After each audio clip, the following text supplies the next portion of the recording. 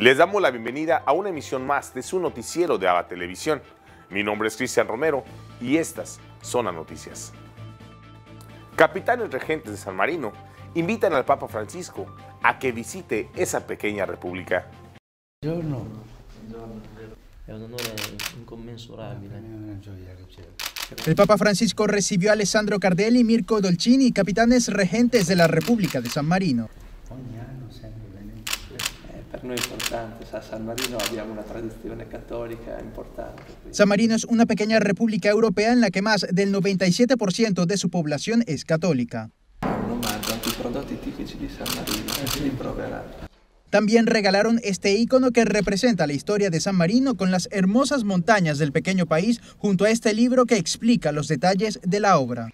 El Papa les regaló este relieve de la creación y los grandes textos de su pontificado, entre ellos el documento sobre la fraternidad humana. Hubo espacio para esta foto grupal y el saludo personal del Papa a cada uno de los asistentes. Francisco les entregó rosarios y la medalla conmemorativa de su 8º aniversario. Antes de despedirse, Francisco les firmó personalmente otros textos de su pontificado. La Santa Sede y la República de San Marino mantienen relaciones diplomáticas desde 1926, aunque en el territorio no reside un nuncio apostólico. Sus funciones las cumple el mismo representante papal ante la República Italiana. Refugiados sirios que huyeron de la guerra siguen sobreviviendo bajo duras condiciones. 10 años después de la guerra en Siria, las repercusiones del conflicto siguen sintiéndose para aquellos que lograron escapar. Una de esas personas es Ala, lleva 10 años viviendo en el Líbano con su familia. Pero en lugar de encontrar un nuevo comienzo y oportunidades, encontraron dificultades económicas y una gran desesperación. La situación es muy difícil, hemos pasado por muchas dificultades. Hablar de ello ya no sirve de nada. Esto nos afecta mental, física y emocionalmente. Lo más fuerte es ver a los niños deprimidos. Esta incertidumbre sobre cómo sobrevivir hoy, mañana y ni siquiera pensar en la semana que viene es una emergencia y una pregunta diaria que vive la gente. Dolorosas consecuencias que también ha denunciado el Papa Francisco. Un numero imprecisato di morti e feriti, milioni di profughi, migliaia di scomparsi, distruzioni, violenze di ogni genere e immani sofferenze per tutta la popolazione. Según la Oficina de Naciones Unidas para los Refugiados, actualmente hay 5,6 millones de refugiados sirios que viven en países vecinos, un exilio que parece que no terminará a corto plazo. La Universidad Jesuita Centroamericana en El Salvador nos presenta su editorial titulada Mujeres en la Ciencia, en la voz de Amparo Marroquín. La realidad es compleja. Lo que sabemos de la realidad muchas veces se encuentra oculto. Por eso las carreras científicas, las carreras académicas son esenciales para ver más allá de lo evidente, para entender la complejidad del mundo. Sin embargo, no siempre ha sido fácil para las mujeres acceder a la instrucción necesaria para dedicarse a la ciencia. Hubo un tiempo en El Salvador y el mundo en donde se pensaba que las mujeres no teníamos un cerebro adecuado para desarrollar los procesos complejos que se requerían para investigar. Muchos hombres y mujeres señalaron que no era cierto, y El Salvador fue pionero en implementar políticas educativas que permitieron que las mujeres tuviéramos acceso a los conocimientos de la ciencia exacta, la ciencia social, las humanidades. Gracias a ello, en El Salvador del siglo XIX tuvimos a Antonia Navarro, la primera mujer graduada como doctora en ingeniería topográfica en toda Hispanoamérica.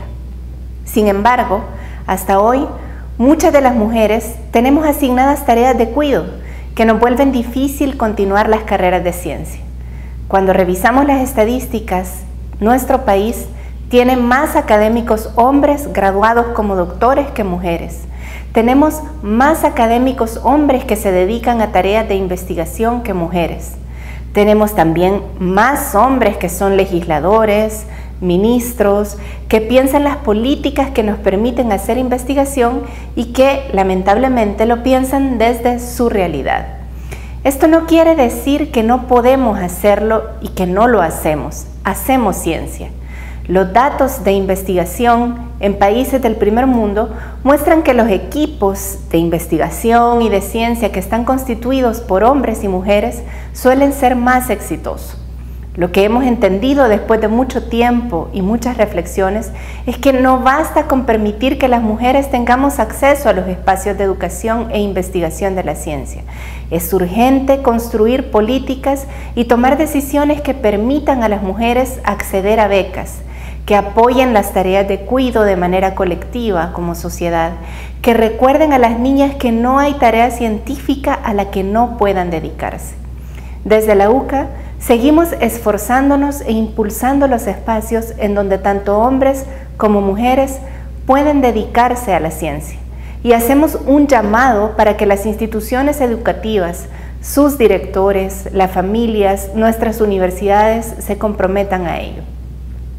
Como decía Ruth Bader Ginsburg, la magistrada de la Corte Suprema de los Estados Unidos, yo rezo para que yo pueda ser todo aquello que mi madre habría sido si hubiera vivido en una época en la que las mujeres podían aspirar y lograr, y en la que las hijas son tan celebradas como los hijos.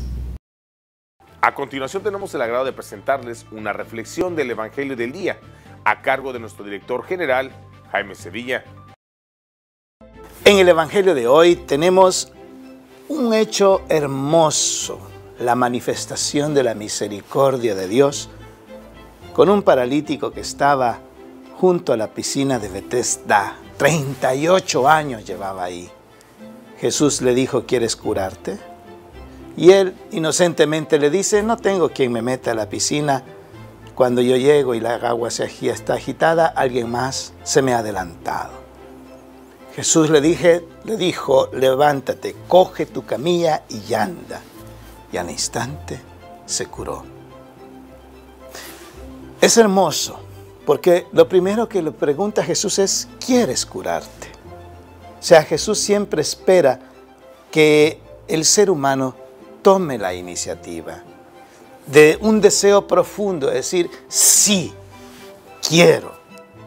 Y fue así como este paralítico entabló esta conversación con el Señor, le expresó su problema y su problema fue solucionado. No hubo excusa alguna. Algunas veces nosotros necesitamos escuchar lo que el Señor nos dice, pero como el paralítico necesitamos también establecer esta comunicación con Él. Hablarle de lo profundo de nuestro corazón, cuál es nuestra preocupación, por qué muchas cosas no tienen sentido o soluciones. Y el Señor, en su infinito amor, sabiduría y misericordia, con toda seguridad, escuchará lo que nos aqueja y le dará solución a aquello que necesitamos. Eso sucedió con el paralítico, eso sucederá contigo y conmigo. Eso sucede con aquellos que entablan esta comunicación con Dios y desde lo más profundo de su corazón son sinceros, son honestos y el Señor auxilia y se compadece de los que confían en Él.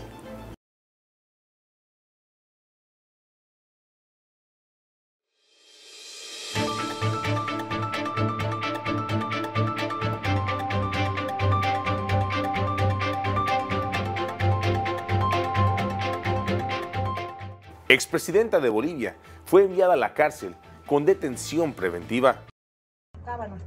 La expresidenta interina de Bolivia, Yanine Áñez, y 2 de sus exministros permanecerán encarcelados con una detención preventiva de 4 meses, acusados de los delitos de terrorismo, sedición y conspiración por el caso del supuesto golpe de Estado de 2019, que derivó en la renuncia del entonces presidente Evo Morales.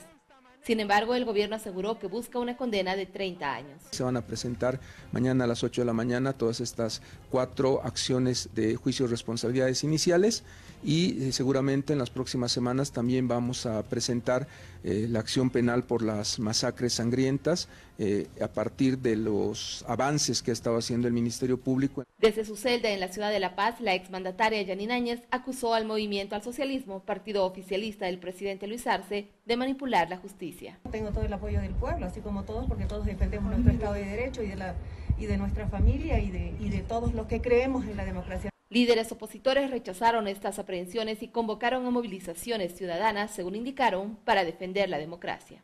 Apelo, por lo tanto, a esa conciencia, a la conciencia del 21 de febrero, a esa frase tan poderosa que dice: nadie se cansa, nadie se rinde. Este es el momento de defender la democracia. Varios organismos internacionales se pronunciaron sobre estos hechos en las últimas horas y pidieron transparencia en las investigaciones. Fabiola Chambi, Voz de América, Bolivia. Rebrote mundial y la negativa a la vacuna contra el COVID-19 son obstáculos en la lucha contra la pandemia.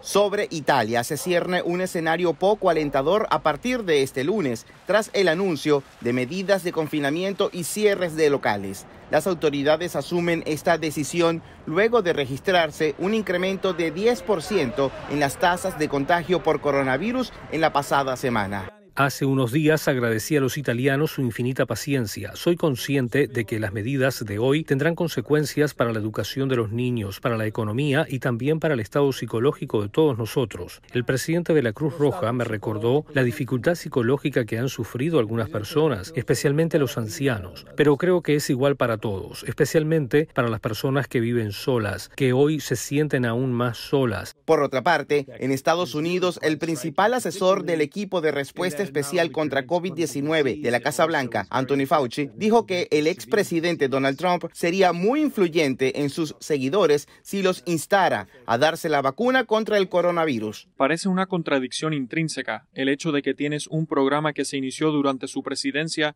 y no está diciendo a la gente que se vacune. Desearía que lo hiciera.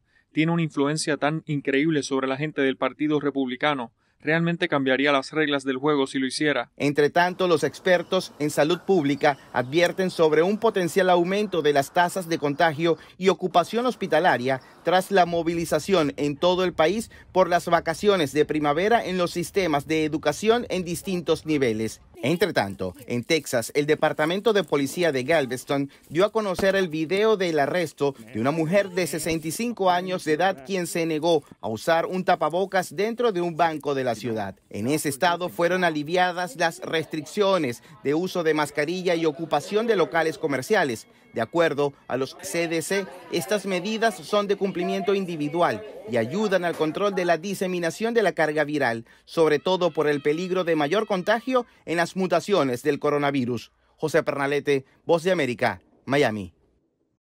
Ahora nos vamos a Centroamérica. Universidades ya tienen aval para recibir estudiantes en El Salvador. Las instituciones de educación superior de todo el país están listas para recibir a los alumnos que opten por volver a las aulas.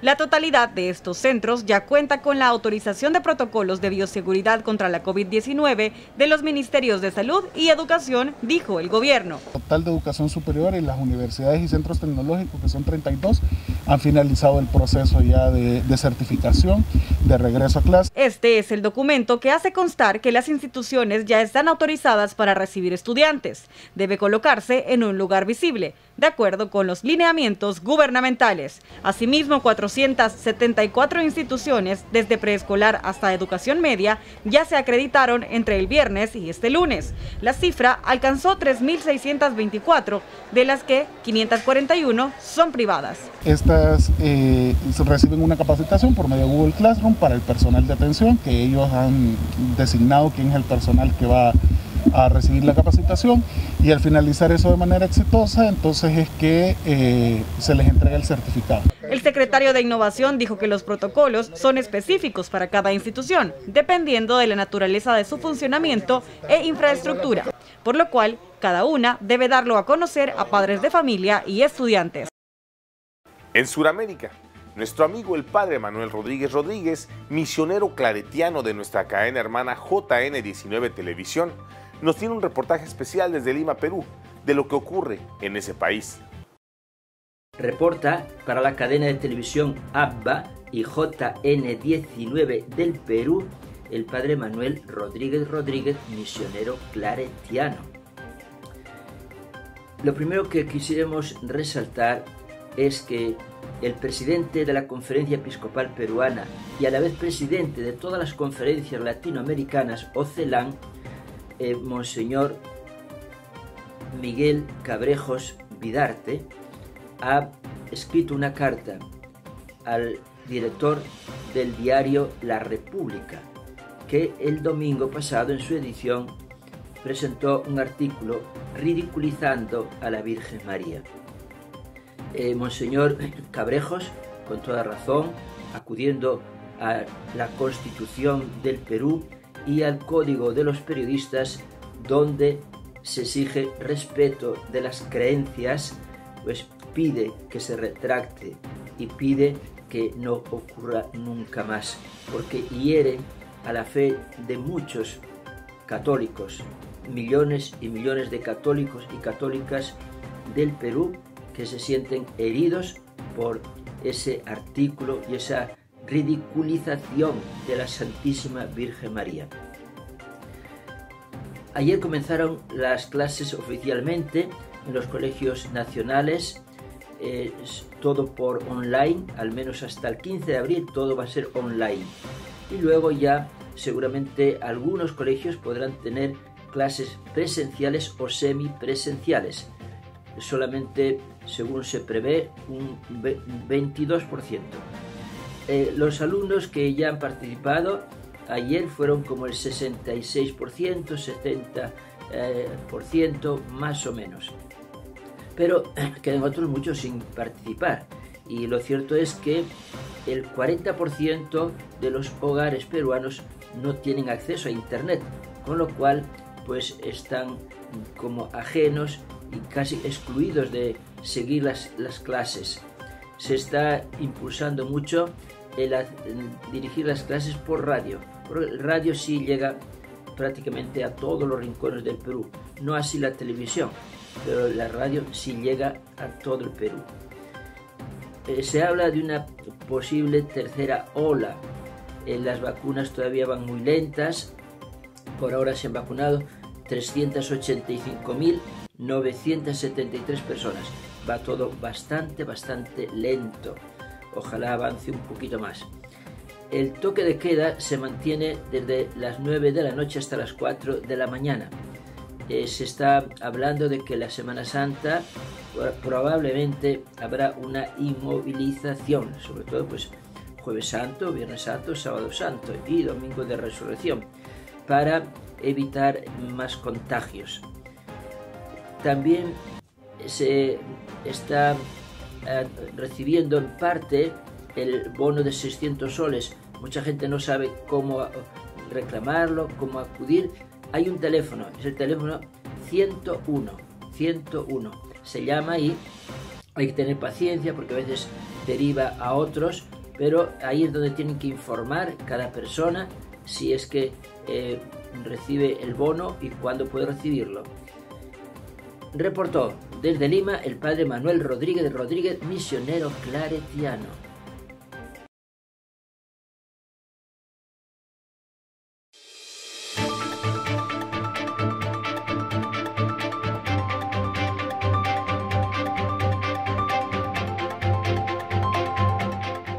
En El Salvador, reaccionan a presuntas plazas fantasmas en la Asamblea Legislativa. Quise ordenar la casa. Lastimosamente, la casa no se puede ordenar sola. Estaban los intereses de partidos políticos. Yo quise, es más, ustedes se acuerdan que yo impulsé un decreto de retiro voluntario para que se fueran todos aquellos que no trabajan en la institución o que están de más en la institución. ¿Cuántos creen que se aplicaron a ese decreto? 14 personas. No se quisieron ir y se lo hicimos atractivo el retiro. Ninguna presidencia ha hecho tan atractivo un retiro voluntario, donde nosotros ellos iban a llevar el equivalente entre 30 a 35 mil dólares al momento de retirarse, y con el derecho aún de pensionarse. Que me dijeran las plazas fantasmas que ellos detectaban en sus unidades, y las suprimimos sin ningún beneficio, porque era irónico e ilógico que a alguien que no ha trabajado se le pudiera dar una indemnización. Fueron suprimidas. Hubo personas que sí efectivamente venían a laborar durante todo el tiempo en la asamblea y se pudieron acoger a ese decreto.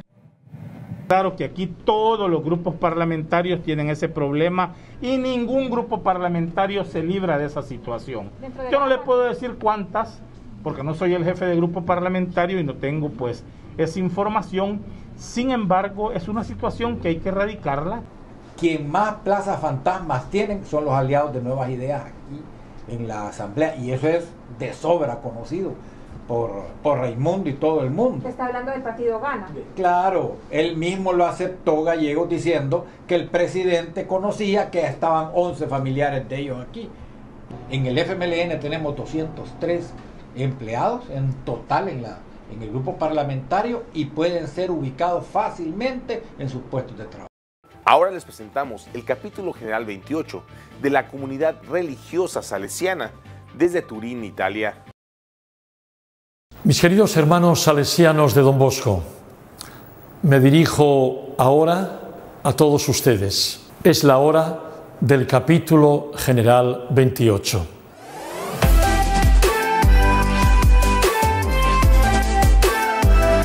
Hoy les presento el segundo gran desafío que tenemos. Es un tiempo en el que en nuestra congregación es urgente hacer realidad el Dami Animas Cetera Tolle. Aquí, en este mismo espacio, aquel muchachito, Domingo Sabio, encuentra a aquel joven sacerdote, Don Bosco, de 34 años. Y viendo este cartel, Dami Animas Cetera Tolle, en el diálogo con Don Bosco, Domingo Sabio lo entiende todo y dice: he comprendido, no se trata de un negocio de dinero, sino de un negocio de salvación de las almas. Queridos hermanos, para nosotros es una urgencia el gran desafío de la evangelización y de la educación en la fe. Es permanente, nunca ha sido alcanzado plenamente, y hoy es una prioridad en este tiempo. Es una prioridad la evangelización y educación en la fe de nuestros muchachos, muchachas y jóvenes. Es una prioridad el ayudar a nuestros jóvenes a encontrarse con Jesús. Es una urgencia el hacer camino con ellos para que puedan adherir a su persona, para que se puedan entusiasmar. Es una prioridad y urgencia testimoniar con nuestro modo de ser que creemos profundamente en ello.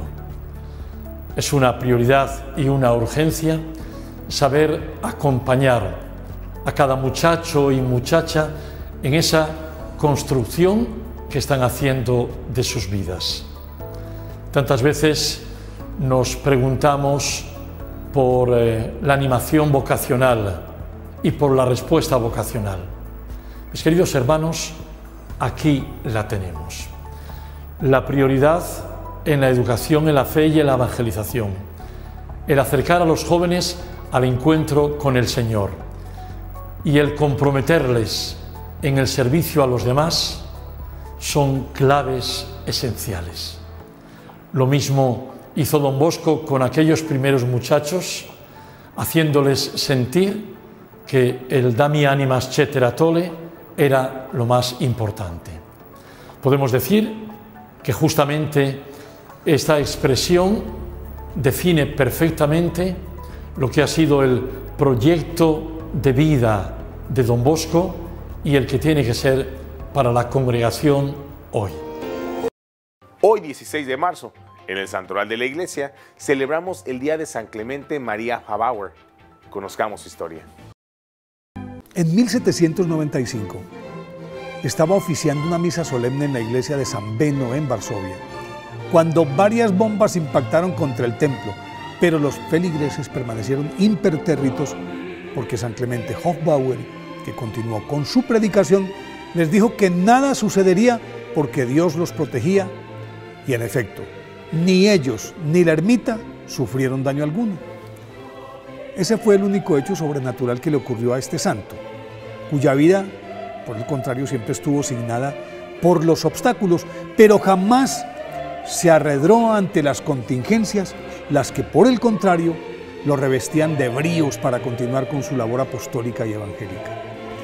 Meses antes, 4 de sus sacerdotes habían muerto envenenados por un jamón que aviesamente les hicieron llegar como donativo, pero ni eso detuvo su ímpetu misional.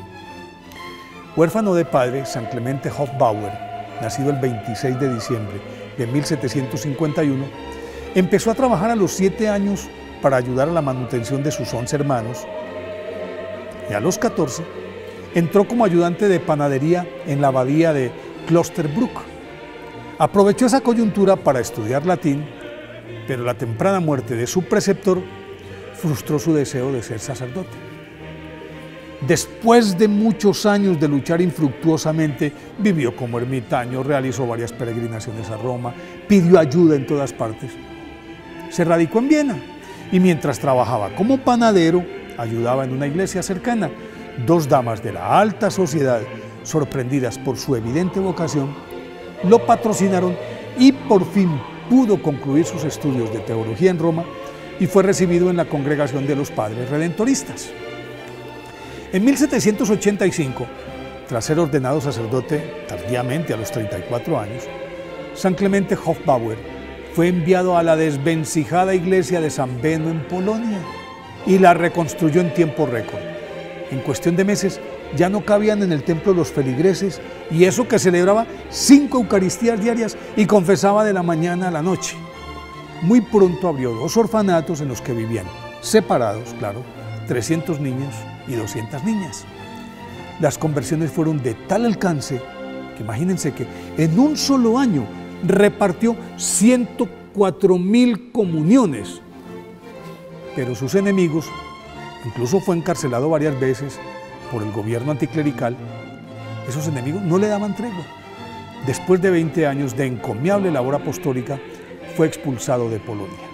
En 1808, San Clemente Hofbauer volvió a Viena, que a la sazón era el centro cultural de Europa, y en los últimos 12 años de su vida devolvió al seno de la iglesia al pueblo liso y llano, pero también a los más encopetados intelectuales, filósofos, escritores, músicos y políticos de la ciudad. Inclusive, muchos de ellos ingresaron a la orden de los redentoristas. Al morir el 16 de marzo de 1820, a punto de cumplir 70 años, los vieneses se volcaron a las calles y durante varias semanas estuvo la ciudad de luto. Fue canonizado en 1888 por el Papa León XIII y en 1914 el Papa Pío X le concedió el título de apóstol y santo patrón de Viena. Por eso hoy, día de su festividad, pidámosle a Dios que por la intercesión de San Clemente Hofbauer seamos capaces de enfrentarnos a todas las dificultades con fe y con alegría. Y para finalizar el noticiero del día de hoy, les invitamos a que nos unamos en oración con el Papa Francisco por su intención para el mes de marzo, que es el sacramento de la confesión, donde salimos de la miseria a la misericordia. Cuando yo voy a confesarme, es para sanarme, para curar mi alma, para salir con más salud espiritual, para pasar de la miseria a la misericordia.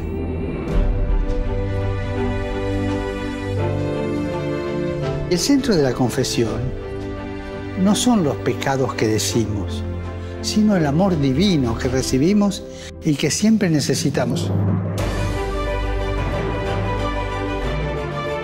El centro de la confesión es Jesús que nos espera nos escucha y nos perdona.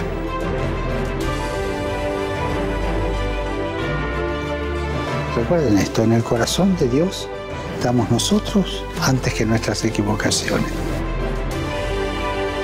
Y recemos para que vivamos el sacramento de la reconciliación con renovada profundidad y para saborear el perdón y la infinita misericordia de Dios. Y recemos para que Dios dé a su iglesia sacerdotes misericordiosos y no torturadores.